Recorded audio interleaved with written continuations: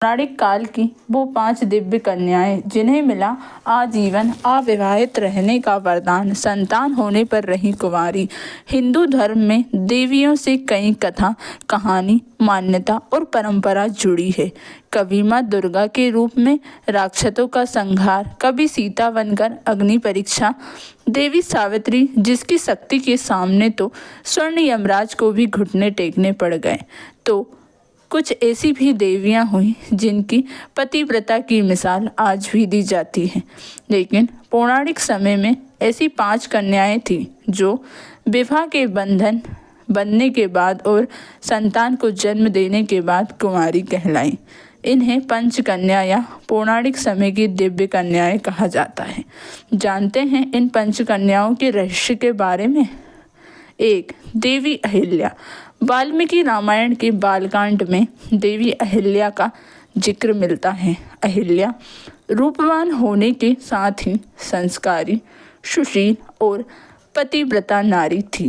अहिल्या का विवाह ऋषि गौतम के साथ हुआ। शास्त्रों के अनुसार ऋषि गौतम एक बार स्नान के लिए प्रातःकाल आश्रम से बाहर गए थे। तभी शची के पति इंद्र ने अहिल्या के साथ छलपूर्वक कुकर्म किया। जब इस बात का पता ऋषि गौतम को चला तो उन्होंने इंद्र और अहिल्या दोनों को श्राप दे दिया। देवी अहिल्या ने ऋषि गौतम से क्षमा याचना भी की और कहा कि इसमें उनका कोई दोष नहीं है, लेकिन गौतम ऋषि नहीं माने और अहिल्या को श्राप दिया कि तुम शिला बनकर निवास करोगी।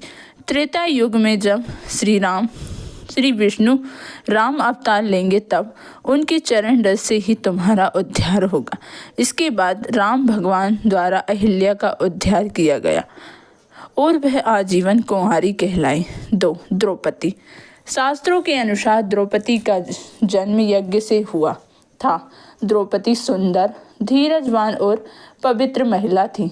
कहने को तो द्रौपदी 5 पांडवों की पत्नी और 5 पुत्रों की माता थी, लेकिन इसके बावजूद द्रौपदी सदा कुंवारी कहलाई। दरअसल जब द्रौपदी का चीरहरण हो रहा था तब श्री कृष्ण ने उनकी लाज बचाई थी। कहा जाता है कि भगवान श्री कृष्ण ने ही द्रौपदी को सदा कुंवारी बना रहने का वरदान दिया था। 3. मंदोदरी। लंकापति रावण की पत्नी मंदोदरी को चिर कुंवारी भी कहा जाता है, जो कि राक्षस राज महिषासुर और हेमा की पुत्री थी। मंदोदरी की माँ हेमा अप्सरा थी, लेकिन पिता राक्षस कुल के थे। इस कारण मंदोदरी अत्यंत सुंदर और आदि दानव थी। रावण से विवाह का वरदान मंदोदरी को भगवान शिव से मिला था। रावण से विवाह के बाद मंदोदरी ने अक्षय कुमार, मेघनाथ और अतिकाय जैसे पुत्रों को जन्म दिया। मंदोदरी को चिर कुमारी का वरदान प्राप्त था, इसलिए पुत्रों को जन्म देने के बाद भी उनका कुमार भंग नहीं हुआ था। तारा। 4 है तारा। तारा समुद्र मंथन से निकली अप्सरा थी। तारा का विवाह बाली के साथ हुआ था। बाली के भाई सुग्रीव ने छल से बाली का वध करवा दिया श्री राम के हाथों।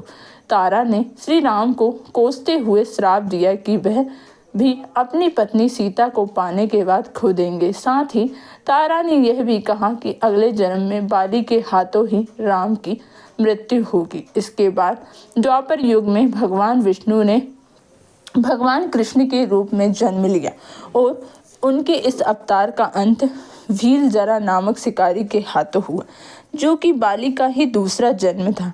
तारा को भी आजीवन कुंवारी रहने का वरदान प्राप्त था। 5 है कुंती।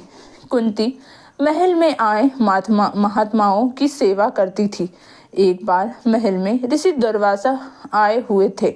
कुंती की सेवा सत्कार से ऋषि दुर्वासा प्रसन्न हुए और कहा कि पुत्री मैं तुम्हारी सेवा से प्रसन्न हुआ हूँ, इसलिए तुम्हें एक मंत्र देता हूँ। इस मंत्र से तुम जिस देवता का स्मरण करोगी वह तत्काल सामने प्रकट होकर तुम्हारी इच्छा पूरी करेंगे।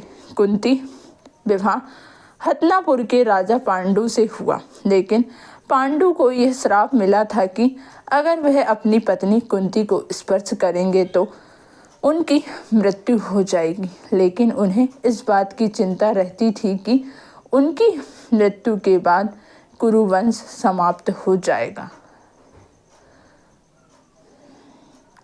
कुंती को ऋषि दुर्वासा अद्भुत मंत्र प्राप्त था, जिसमें कुंती ने धर्म देव से युधिष्ठिर, वासुदेव से भीम और इंद्रदेव से अर्जुन पुत्र के रूप में प्राप्त किया। इस तरह देवताओं से संतान की प्राप्ति भी कुंती का कुमार पवित्र माना गया। अगर आपको वीडियो अच्छी लगी हो तो प्लीज़ वीडियो को लाइक कीजिए और रोज़ ऐसी ही नई वीडियो को देखने के लिए चैनल को सब्सक्राइब कीजिए। धन्यवाद।